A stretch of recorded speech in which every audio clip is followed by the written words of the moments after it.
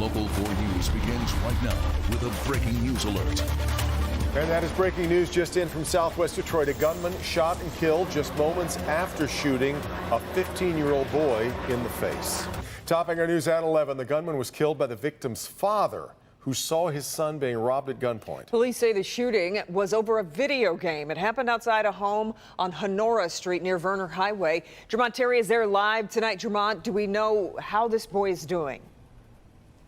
Kimberly, we know that boy is fighting for his life at the hospital. Now, this all comes after he was robbed right in front of his house. As you mentioned, it is unclear if this teen knew the man that came to this home to purchase a video game. But when Dad saw what was going on, he simply wasn't having it. Before police filled this Southwest Detroit neighborhood, homeowners found themselves caught in the crossfire. How many shots did you hear? More than 10. More than 10. Yeah. Shots echoed from a breezeway between two homes on Honora off Pitt. But at the time, Lillian Maheja didn't know where the danger lurked, so she took cover in her car. And I say, oh my God, it's shooting, where's the shooting? You can only imagine the fear of the father who looked outside, according to police, to find someone aiming a gun at his 15-year-old son. From what I was told, he saw the robbery in progress. And the father did not hesitate to jump in and save his son. The father comes out of the house, sees what's going on. They fight. The gun drops to the ground. Dad picks it up and fires shots, striking the perp. Dad shot and killed the robber, but in the process, at least one bullet pierced the son right in the face. There's no evidence that the father shot his own son. Leading investigators to believe the robber shot the 15-year-old before or during the struggle with the father. There was no shots mentioned prior to the scuffle. The preliminary investigation shows the 15-year-old met up with the man to sell or purchase a video game. But instead of making the purchase, the man opted to take what he wanted. But that turned out to be a fatal decision, thanks to the boy's father. As for the teen, despite getting shot in the face, what I was told is he's going to be okay. He's going to make it. And that is some good news to hear. You can see in this 11 o'clock hour that Detroit police, their crime scene investigators, are still here at that home and on this block trying to investigate everything. We should point out, inside the home at the time, at least 5 people, and family members tell us there were also children inside the home when everything went down. It's unclear if they witnessed what happened. Reporting live in Southwest Detroit tonight, Jermont Terry, Local 4. Just awful. Okay, Jermont, thanks. Meanwhile, tempers erupt in a packed auditorium in the Wayne Westland School District. At issue, the district superintendent. Special meeting was called tonight to vote on whether an investigation needs to be launched into Dr. Shelley Holt. Our Mara McDonald live from Wayne tonight with whether or not the board was able to make a decision. Mara. Devin, they sure did. After a long, intense special meeting, the board decided that yes, an investigation needs to happen here. If for no other reason, then they've got to clear the air. If the Wayne Police would like to assist the Board of Education. The first few minutes of the evening set the tone as the lawyer for Dr. Shelley Holt tried to be heard first, despite the board telling him to wait his turn. He was escorted out. She was brought in to do a job. She has to make very tough decisions, and oftentimes people don't like decisions that are made. Adams returned and was eventually allowed to speak, but the students were the first to address the board. We have a superintendent who seems to think the cry of students and community members is a joke. Both former and current students addressed what they say is a culture of fear in the district. They want to know why several long-term administrators have been demoted or let go and have questions about how monies are being spent. Why are you on the Board of Education if you do not want to investigate the allegations of prejudice, abuse of power, and mishandling of funds in your district by your superintendent? Parents and community members were next up, and things got ugly. This is what I see. A well-equipped, well-versed, and well-to-do woman who also happens to be black. One woman claiming investigating Holt was just racism, an issue that was repeated throughout the night. My white children are not being represented in this. The meeting was loud, heated, and angry. The board needed to decide whether the concerns about Dr. Holt merited an investigation. After hours of listening to her detractors and supporters, the board decided yes, an investigation needs to happen.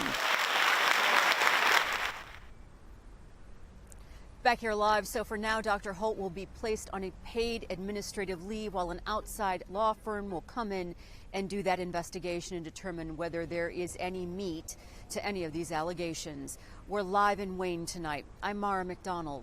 Back to you. Okay, Mara. Well, over in the weather department here with Ben, finally a break from the rain because you are tracking sunshine for the official start of summer. Yeah, we got a little bit of it late today, but we're going to get a whole lot more of it tomorrow. And you can see it here on the satellite. The clouds have gone. Clear skies tonight means some of us going to wake up unseasonably cool. There may be a smattering of 40s as we get started tomorrow morning, but officially we'll call it 54. As we say sayonara to spring. Tomorrow, 70s in the afternoon, just a gorgeous day. And of course, summer officially rolling in at 11:54 tomorrow. Sun's going to be its highest point in the northern hemisphere. That's what the solstice is.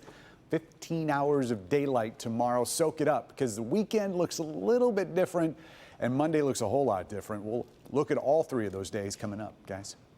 All right, Ben. A downriver man says he woke up with a gun pointed at his face. The 19-year-old Wyandotte man says last week two men forced their way into his home by getting in through a window. Once he confronted them, he was able to fight them off and get help. The door is shut all the way. All I hear is the knob open, and I look up. I see a face that I never saw before, and it was just crazy. I couldn't even say, "Who are you?" by the time he had hit me in the face with his gun. Well, police have released surveillance video of one of the suspects while he escaped on foot. The other man drove off in a silver Ford Taurus. Anyone with information is asked to call Wyandotte Police. A Romeo man leads Auburn Hills Police on a chase, and it all started when the sergeant noticed the man had an open can of beer inside his truck. Is that beer? Yeah. Let me see your driver's license. Why are you drinking beer? Shut off. Yep, started the engine and took off. Chase started at a construction site before it quickly reached the main road. Officers had to stop chasing the truck, though. They called off the search due to safety concerns. 49-year-old Victor Crossley, though, was arrested yesterday in Romeo 1 week after that chase and now charged with fleeing from police and also driving with a suspended license. An Oakland County priest is being barred from all activities amid sex abuse allegations. The Reverend Joseph Baker spent the last 26 years serving several churches throughout Metro Detroit.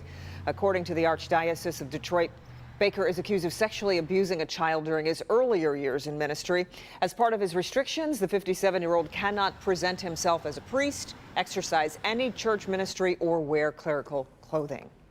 Developing downriver, the same woman is wanted for bank robberies in Wyandotte, Riverview, and Southgate. Take a look here. Police say the woman in the pictures has walked into 3 banks, handing a note to tellers, demanding cash. She was seen driving away in a dark-colored Chrysler minivan. Crime Stoppers is offering a $1,000 reward for information leading to her arrest. University of Michigan has increased tuition for the upcoming school year. Today, the Board of Regents unanimously approved a 1.9% tuition hike for in-state undergrad students, nearly $300 more than this year's cost. That is, though, the lowest increase that we've seen in 6 years. For grad students, tuition is going to go up 3.2% more.